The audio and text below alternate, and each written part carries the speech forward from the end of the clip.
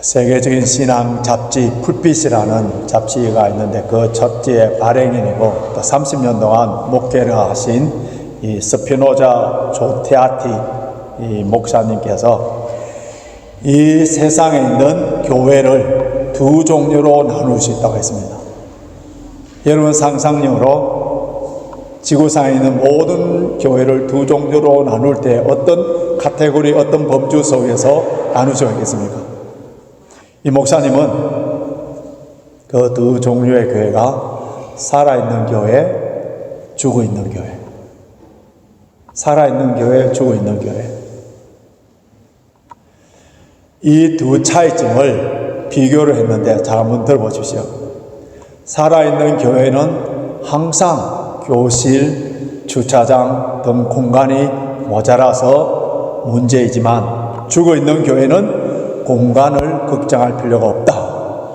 살아있는 교회는 아이들과 청소년들의 소리로 늘 시끄럽지만 죽어있는 교회는 쥐죽은 듯 조용하다. 살아있는 교회는 일꾼들이 항상 부족하지만은 죽어있는 교회는 일꾼들이 남아돈다. 살아있는 교회는 항상 예산을 초과하여 쓰지만은 죽어있는 교회는 남아도는 돈으로 걱정 아닌 걱정을 한다.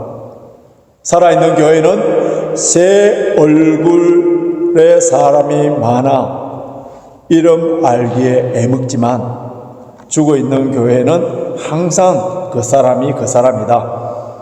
살아있는 교회는 교회 밖에서의 활동이 넘치고 죽어있는 교회는 항상 교회 안에서만 활동한다. 살아있는 교회는 섬기는 자가 가득 차 있고 죽어있는 교회는 섬김을 받으려고 하는 자들만 가득 차 있다. 살아있는 교회는 배움과 봉사로 바쁘고 죽어있는 그 교회는 그지없이 한가하다. 살아있는 교회는 전도하기에 바쁘고 죽어있는 교회는 회의하기에 바쁘다. 살아있는 교회는 믿음으로 움직이고 죽어있는 교회는 인간의 판단으로 움직인다. 이 스피노자 목사님의 진단, 분석 하자면은 우리 레인저파크 교회는 어떠합니까? 살아있는 교회예요? 죽어있는 교회입니까? 우리 교회가 살아서 활발하게 생명력이 넘쳐나고 새 생명의 구원의 역사에 나고 부흥의 조금 전에 우리가 불렀던 찬양처럼 부흥의 불길이 타오르고 그러기 위해서는 우리 각자 한 사람 한 사람이 살아있는 영적으로 살아있는 사람이 되어야 되고 살아있는 교회가 되기 위해서 우리 모두가 교회의 일꾼이 돼 우리 모두가 섬기는 자가 돼. 무엇보다도 가장 중요한 것은 전도하기에 바쁜. 지난 일주일 동안 저와 여러분들이 무슨 일에 바빴는지를 한번 생각해 보십시오. 살아있는 교회 성도들이라면은 전도하기에 바쁜 사람, 전도하기에 바쁜 사람. 이것이 살아있는 교회 표시라는 거예요. 이 시간에 성령께서 오늘 예배 드리는 저와 여러분에게 주신 말씀은, 우리 교회에 주신 말씀은 생명력이 넘쳐나는 살아있는 교회가 되기 위해서 우리 모두가 다 영적으로 추수하는 일꾼이 되라는 거예요. 우리가 추수하는 일꾼으로서 그 사명감을 감당하지 못하니까 아주 사악한 이단인 신천지가 자기들이 추수꾼이라 해서 교회라는 밭에 들어와서 수많은 영혼들을 유혹해 나가고 있지 않습니까? 예수님께서 우리에게 추수하는 일꾼이 되라 하셨는데 우리가 추수하는 일꾼이 되기 위해서 먼저 우리가 갖추어야 될 것이 무엇인가를 몇 가지 한번 살펴보기를 원하는데요. 첫째는 우리는 주님과 같은 영적인 눈이 활짝 열려야 됩니다. 주님과 같은 영적인 눈이 활짝 열려야 돼요. 눈으로 우리는 사람을 봅니다. 그런데 세상 사람들은 다른 사람을 볼 때 어떻게 봅니까? 돈을 벌기에 혈안이 되어 있는 장사꾼들은 사람 한 사람 한 사람 돈으로 봅니다. 선거철에 이렇게 뭐 국회의원이나 뭐 이렇게 후보로 나왔던 사람들은 사람 한 사람 한 사람을 한 표 한 표로 보는 거예요. 그러나 우리 그리스도인들은 세상 사람들 볼 때, 불신자들 볼 때에 어떻게 봐야 되느냐 하면은 목자 없는 잃어버린 양으로 봐야 되는 거예요. 우리는 사람을 외모로 육체적으로만 봐서는 안 됩니다. 우리는 육신적으로 사는 존재가 아니라 영적으로 사는 존재이기 때문에 그들의 영혼을 볼 수 있는 그런 안목이 필요한 거예요. 이 영안이 열려진 사람들만이 영적인 추수꾼이 될 수가 있는 거예요. 주님께서 오늘 저와 여러분들에게 주시는 메시지는 오늘 본문에는 나오지 않습니다만 요한복음에서는 뭐로 되어 있느냐면은 눈을 들어 밭을 보라 희어져 추수하게 되었도다. 눈을 들어 어른들을 보라. 눈을 들어 누물들을 보라. 눈을 들어 우리 가족의 우리 친척 중에서 아직 예수를 믿지 아니하는 자들을 보라. 보라. 제발 영적인 눈이 열려서 목자 없이 유리방황하는 그 영혼을 보라는 것. 모든 불신자들은 구원을 받아야 돼요. 나의 전도 대상으로 보면서 이 사람들을 천국 백성들로 만들기 위하여서 저와 여러분들은 한국에서 런던으로 파송시켜준 선교사예요. 목사님이나 선교사님이나 이런 분들이 선교사의 쟤처럼 이런 사람이 무슨 선교사입니까? 그렇게 생각하는데 예수 믿는 사람들이라면 그 안에 복음 있고 생명의 역사가 있는 사람들에게는 예수님께서 불신자들 아직 예수를 믿지 아니하는 사람들에게는 그런 거룩한 사명과 부담을 주지 않았어요. 그러나 저와 여러분들이 정말 구원받았다면 구원받은 하나님의 자녀라면 우리 모두 다 예수님으로부터 사명을 받은 땅끝까지 복음을 전해야 되는 그런 선교사라는 것을 잊지 않아요. 둘째로 우리는 주님과 같은 마음을 가져야 되는데요. 주님께서 목자 없는 양과 같은 사람들을 보고 어떻게 여겼었는지, 자, 36절 한번 보십시오. 36절 같이 있습니다. 시작. 무리를 보시고 민망히 여기시니 이는 저희가 목자 없는 양과 같이 고생하며 유리함이라. 여기서 민망히 여기시니, 그것을 헬라어로 스폴랑크논이라는 그 단어를 썼는데, 이 단어는 어느 때 사용되느냐 하면 창자가 끊어지는 고통이에요. 저와 여러분들이 창자가 끊어지는 고통을 겪은 사람들 거의 없을 거예요. 손이 좀 비어있어 손톱에 가시가 들어가서 그 고통은 많이 느껴봤을 겁니다. 근데 그거에 한 1000배 만배. 주님께서는 육신적으로 병든 사람을 불쌍히 여겼습니다. 귀신 들려서 정신적으로 혼미한 사람들 불쌍히 여겼었어요. 가난한 사람들, 나그네들, 사회에서 소외받는 사람들도 주님께서 불쌍히 여겼습니다. 그런데 그 중에서 가장 불쌍히 여긴 사람이 누군지 아세요? 목자 없이 유리방황하는 양과 같은 불신자들. 그들을 볼 때에 예수님은 어떻게 했다고? 창자가 끊어지는 그 고통과 아픔을 느꼈다는 거예요. 이러한 마음이, 그런 불쌍히 여기는, 긍휼히 여기는 마음이 계셨기 때문에 우리 주님은 머리 둘 곳이 없이 밤에는 밤새도록 기도하시고 새벽 일찍 미명에 일어나서 기도하시고 하루 종일 하나님 나라를 위하여서 바쁘게 사신 분이 근데 저와 여러분들에게는 왜 이렇게 주님과 같은 마음, 민망히 여기는 마음이 없는지 아세요? 우리는 사람들을 외모로 그냥 판단해버리는 거예요. 돈이 좀 있어요. 좋은 차를 몰고 좋은 집을 살고 내보다 좀 직위가 높고 뭐 가정적으로 보면 행복하게 보이는 그런 사람들, 그것을 전부로 봐버리고, 근데 그 내면에는 구원받지 않는 사람이기 때문에 그 공허함, 그 불안한 마음, 두려워하는 마음, 고독, 근심, 걱정, 초조함,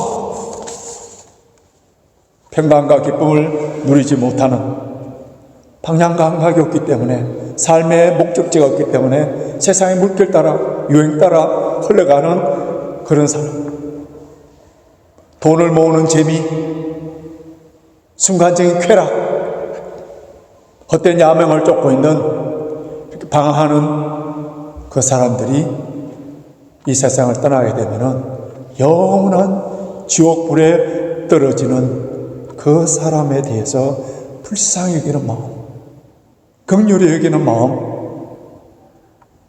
이런 마음을 가질 때에 그 사람이 사장이든 국회의원이든 뭐 교수든 우리는 전도의 대상으로 다가가게 됩니다. 지금부터 130년 전에 우리나라 1884년도 그 시대 때에 우리나라가 어떤지 아십니까? 복음 없이 예수 없이 사는 사람들 가난했었어요. 미신에 찌달려 있었어요.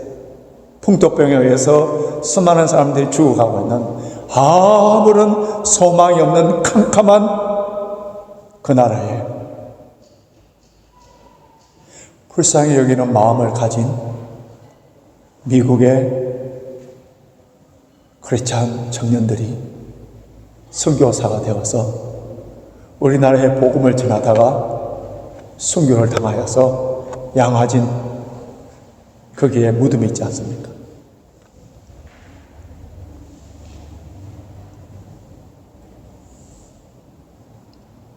죽어가는 영혼, 불쌍히 여기는 마음이 바로 예수님의 마음이에요.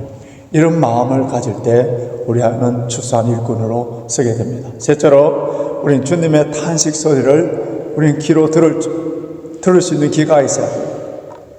주님께서 세상을 보시면서 어떻게 탄식하셨는지, 자, 37절 보십시오. 37절 같이 있습니다. 시작. 이에 제자들에게 이르시되 추수할 것은 많되 일꾼은 적으니. 저는 중학교 졸업할 때까지 시골에서 자랐기 때문에 올 적부터 지게질을 하고 모내기를 하고 추수를 하고 농사를 다 지었습니다. 특히 추수기에는 학교에, 영국에서 하프텀이 있는 것처럼 학교에도 다 그 시간에는 방학합니다. 그래서 다 농사일을 도와줘야 돼요. 왜냐하면은 그 추수 때에 특히 여름철에 이제 보리를 거두어야 되는데, 그걸 보리를 배놔놓고 빨리 타작을 해서 보리를 거두지 않으면 그 다음 장마가 오면은 1년 내내 농사지는 다 헛수고가 되기 때문에 그 때를 맞추는, 모내기 할 때도 그 때를 딱 맞추는 게 농사에 있어서는 굉장히 중요한 것이 때예요. 때. 우리 영적인 세계도 마찬가지입니다. 주님께서는 우리를 향하여 지금 추수할 때라는 거, 이 때를 놓치지 말라는 거, 그런데 추수할 일꾼이 적다는 거예요. 우리 주님께서 안타깝게 탄식을 하는 거예요. 오늘은 목회자도 많고 선교사도 많지 않습니까? 그러나 주님께서 찾으시는 일꾼은 사꾼이 아니라, 오늘 우리 집사님께서 기도해 주신 것은 신실한, 주님의 사명에 신실한, 페이스풀한, 로얄티한 그런 일꾼을 찾고 있는 거예요. 양을 위하여서 목숨을 바칠 수 있는 그런 일꾼들을 찾고 있는 거예요. 그런데 우리가 왜 전도하지 못하는지 아세요? 주님의 탄식하는 그런 소리가 저와 여러분들의 귀에는 안 들리는 거예요. 죄송하지만 세상의 잡다한 소리들에는 귀가 민감하게 되어서, 특별히 나에게 대해서 누가 카드라 하는 그런 통신에는 얼마나 민감한지, 이러한 세상의 잡다한 소리에는 민감하지만은 주님의 탄식하는 소리가 들리지를 않는 거예요.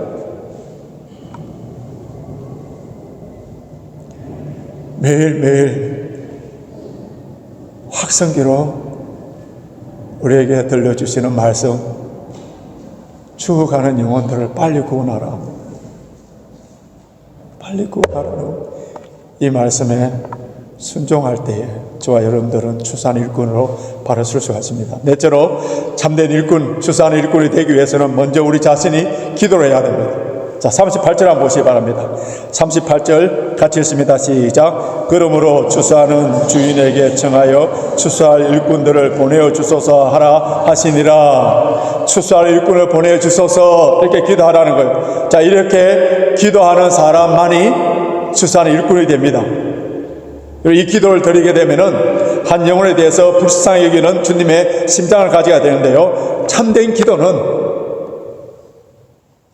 제 경험상 아마 여러분들도 공통적으로 느낄 거예요. 참된 기도는 기도하는 그 사람이 그 기도의 내용에 이루어지기 위해서 응답되기 위한 거룩한 부담을 가지게 됩니다.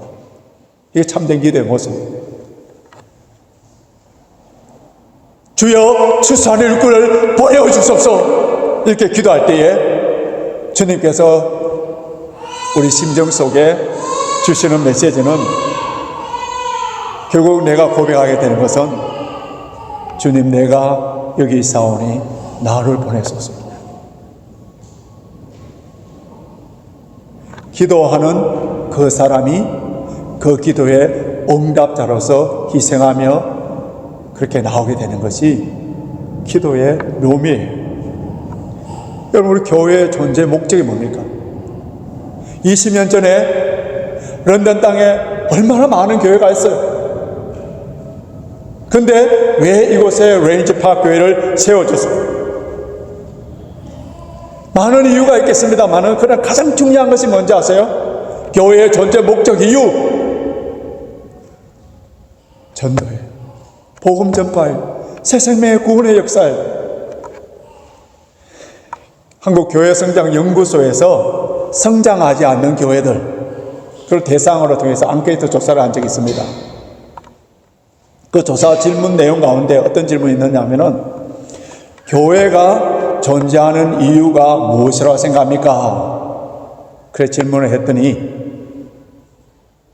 첫 번째로 그 응답하는 사람들의 89%가 나와 내 가족을 위하여 교회가 존재한다, 그렇게 대답했고요. 단지 11%만 잃어버린 세상을 구원하기 위해서 존재한다, 그렇게 대답했다 합니다. 여러분, 교회가 세상을 구원해야 되는 그 사명을 잃어버리면은 이 교회는 클럽이나 친교단체로 전락됩니다.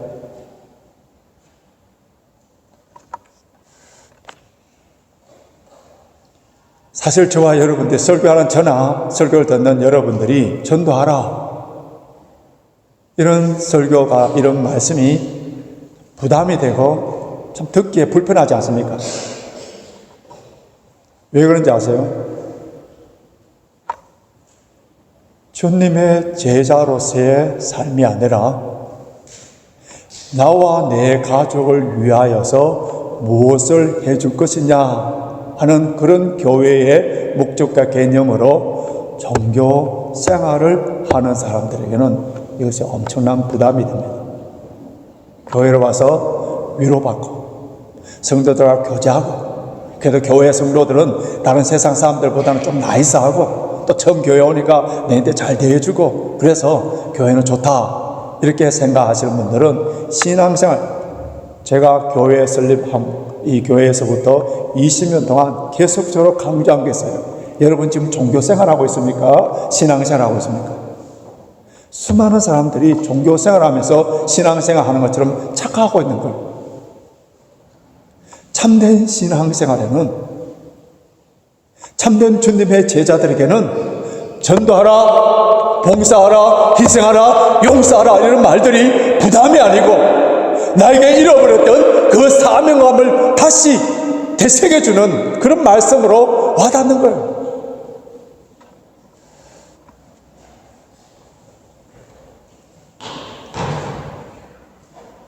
사명의식이 잃어버립니다.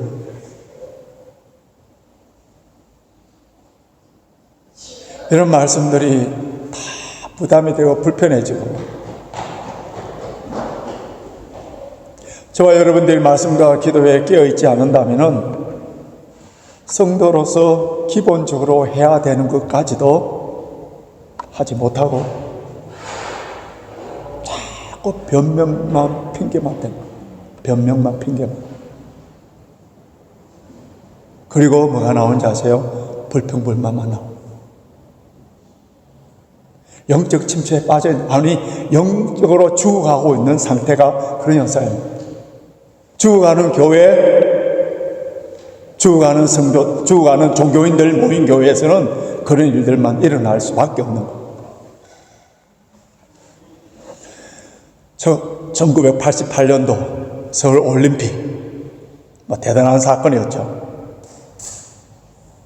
1984년도에는 LA, 로스앤젤레스에서 이제 올림픽이 개최됐는데요.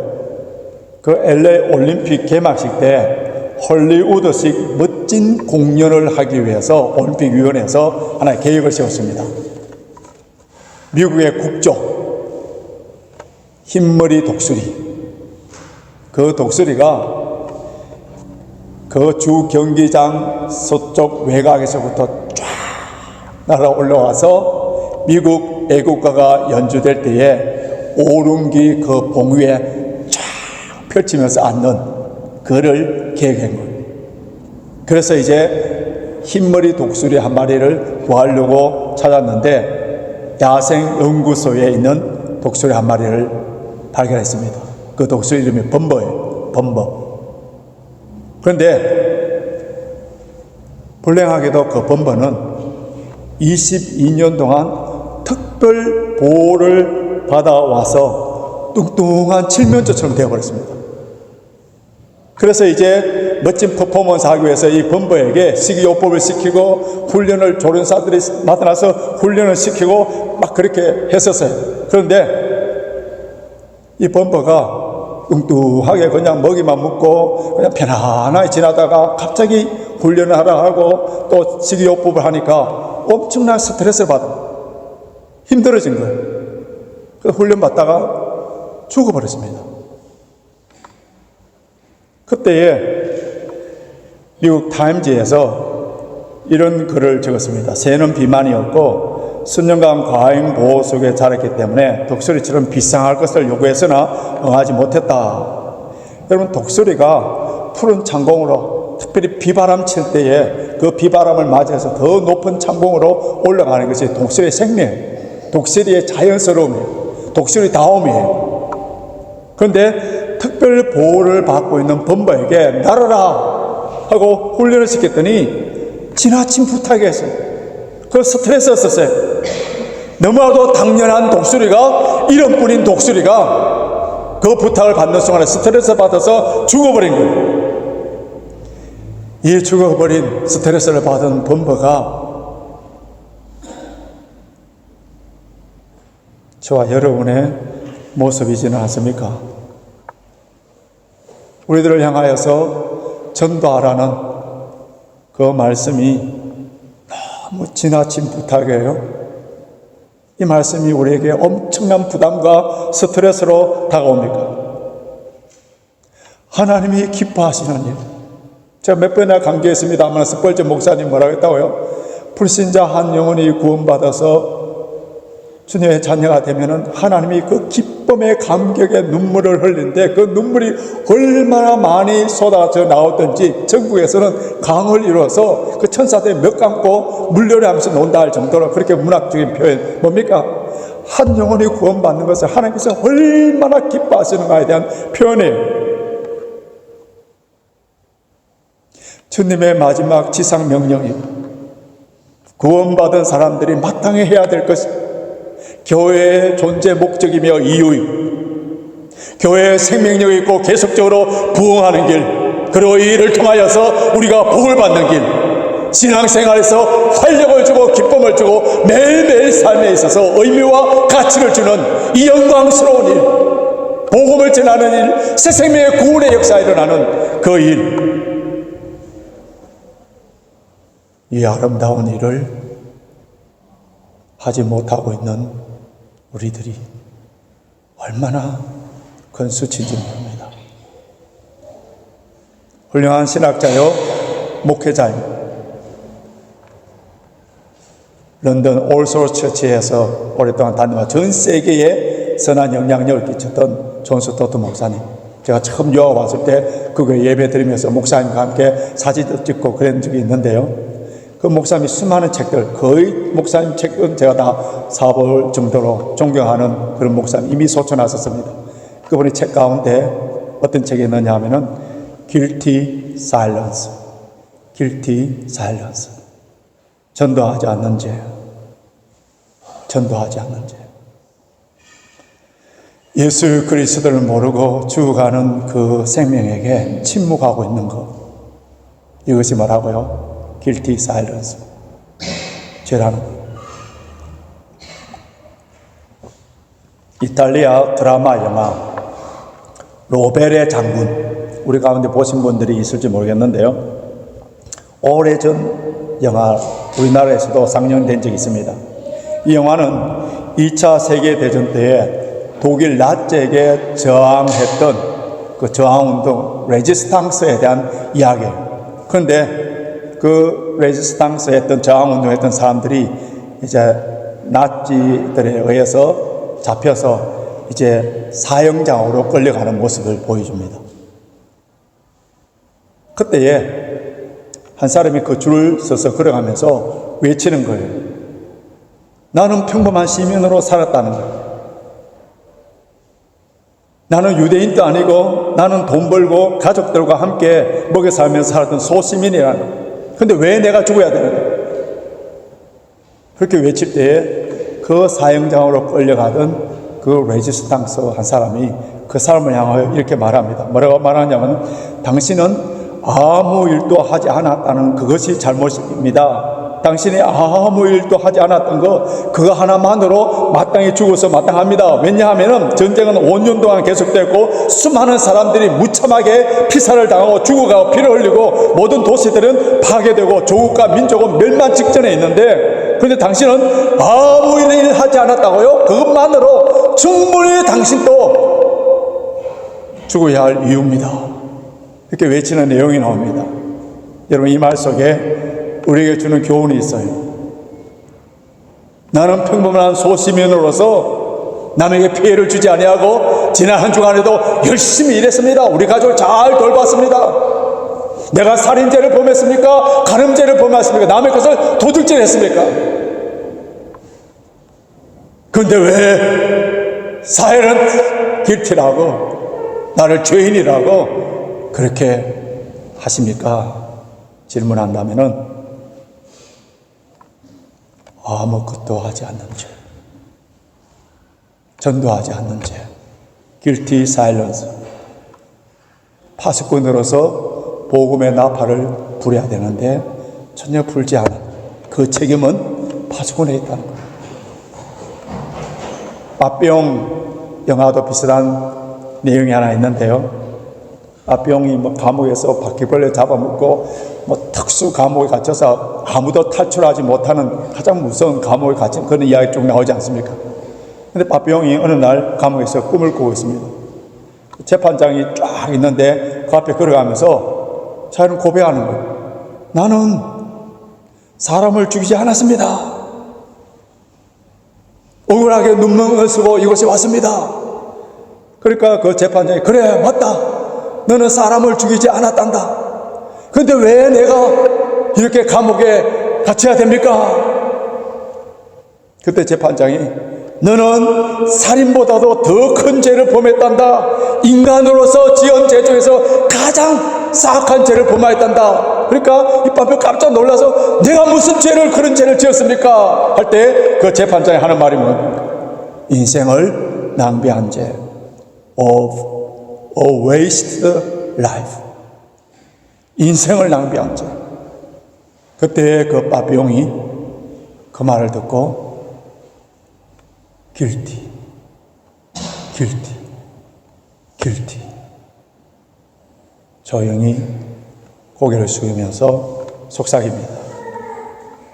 사랑하는 성도 여러분, 아무것도 하지 않았다. 인생을 허비했다. 이것은 예수 그리스도의 보혈로 구원받은 하나님의 자녀들에게 아주 큰 죄입니다. 우리 주님께서는 내 죄를 위하여서, 나를 구원하시기 위하여서 십자가에 돌아가셨어요. 우리를 구원하셨어요. 그러면서 성천하시면서 내가 누구를 통하여서 굿뉴스를 듣고 복음을 듣고 구원받은 것처럼 나를 통하여서 다른 사람들을 구원해내야 될, 복음을 전해야 되는 휘어져 있는 주수밭의 일꾼으로 우리를 세워주셨는데, 이것이 주님의 부탁이요, 주님의 명령이요, 우리 교회의 사명이요, 우리가 존재하는 이유요, 영국에 사는 궁극적인 목적이요. 그 일을 통하여서 우리의 말할 수 없는 기쁨과 감사와 신앙의 원동력과 생명력이 넘쳐나 하루하루의 삶이 의미와 가치 있는 이 영광스러운 일에 저와 여러분들이 아무것도 하지 않고 침묵하며 인생을 웨이스트 했다면 주님 용서하여 주시고,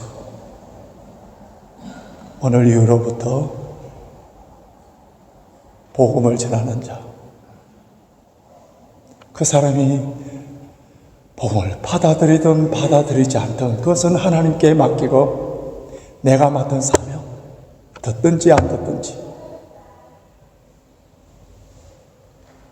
복음을 전하는 자의 삶을 살 때